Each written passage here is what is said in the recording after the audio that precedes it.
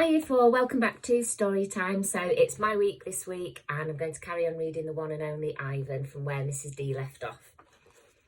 Ruby turns her head. Her eyes are like Stella's, black and long-lashed, bottomless lakes fringed by tall grass. When is it breakfast? She asks. Soon, I say, when the mall opens and the workers come. Where? Ruby twists her head in the other direction. Where are the other elephants? It's just you and Stella, I say, and for some reason, I feel we've let her down. Are there more of you? No, I say, at the moment. Ruby picks up a piece of hay and considers it. Do you have a mum and dad? Well, I used to. Everyone has parents, Bob explains. It's unavoidable. Before the circus, I used to live with my mum and aunts and my sisters and my cousins, Ruby says. She drops the hay, picks it up and twirls it around. They're dead. I don't know what to say. I'm not really enjoying this conversation, but I can see that Ruby isn't done talking.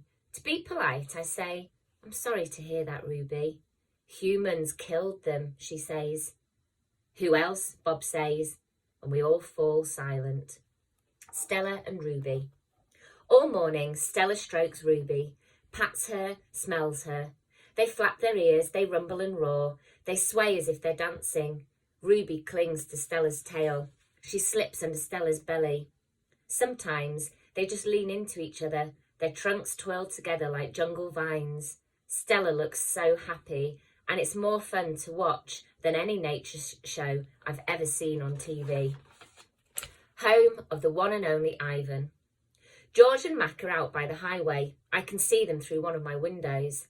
They are next to each other on tall wooden ladders, leaning against the billboard that tells the cars to stop and visit the one and only Ivan, Mighty Silverback. George has a bucket and a long-handled broom. Mac has pieces of paper. He slaps a piece against the billboard. George dips the broom into the bucket. He wets the paper with the liquid from the bucket, and somehow the paper stays in place. They put up many pieces before they are done. When they climb down from the ladders, I see that they've added a picture of a little elephant to the billboard. The elephant has a lopsided smile. She's wearing a red hat, and her tail curls like a pig's. She doesn't look like Ruby. She doesn't look like an elephant at all. I've only known Ruby one day, and I could have drawn her better. Art lesson. Ruby asks lots of questions. She says, Ivan, why is your tummy so big? And have you ever seen a giraffe? And can you come and get me one of those pink clouds that the humans are eating? When Ruby asks, what is that on your wall? I explain that it's a jungle. She says the flowers have no scent, and the waterfall has no water, and the trees have no roots. I'm aware of that, I say.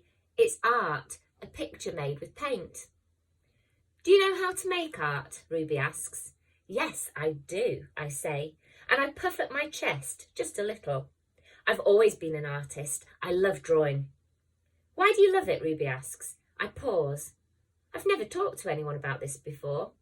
When I'm drawing a picture, I feel quiet inside. Ruby frowns. Quiet is boring. Not always. Ruby scratches the back of her neck with her trunk. What do you draw anyway?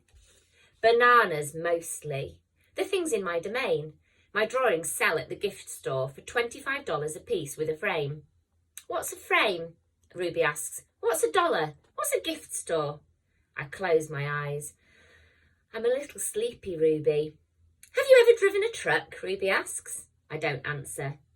Ivan, Ruby asks, can Bob fly? A memory flashes past, surprising me. I think of my father snoring peacefully under the sun while I try every trick I know to wake him. Perhaps, I realise, he wasn't really such a sound sleeper after all. Treat. How's that foot, old girl? George asks Stella. Stella pokes her trunk through the bars. She inspects George's right shirt pocket for the treat he brings her every night without fail. George doesn't always bring me treats. Stella's his favourite, but I don't mind. She's my favourite too. Stella sees that George's pocket is empty. She gives George a frustrated nudge with her trunk, and Julia giggles. Stella moves to George's left pocket and discovers a carrot. Nimbly, she removes it. Mac walks past. Toilet's plugged up in the men's bathroom, he says. Big mess.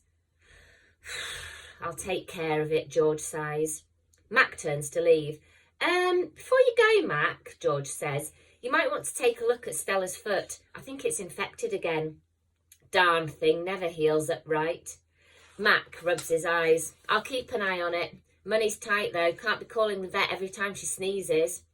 George strokes Stella's trunk. She inspects his pockets one more time, just in case.